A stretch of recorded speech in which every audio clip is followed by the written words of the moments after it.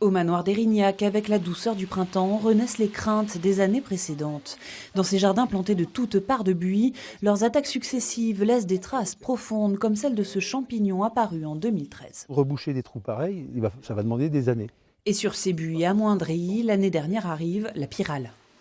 Cette année, on est sur les dents, à savoir qu'il y a déjà des pièges à phéromones qui sont installés un peu partout dans le jardin. On a une dizaine de pièges tous les 50 mètres et qui sont surveillés chaque jour.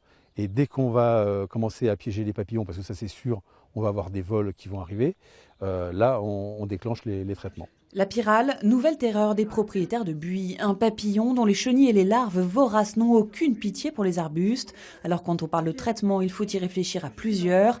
À cette table, que des spécialistes, dont cette ancienne pharmacienne qui pratique l'homéopathie sur ces buis.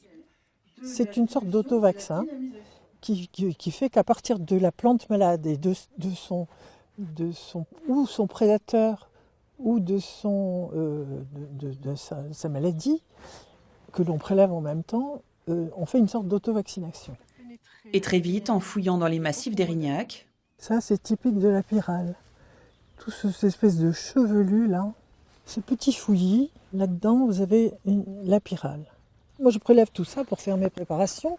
Je ne connais pas un jardin où il n'y a pas de buis, un site important, un château, etc. Et tout le monde est concerné.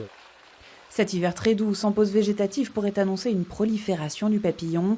Alors soyez vigilants et quelle que soit la méthode que vous utilisez, le piège à phéromones reste toujours le premier remède.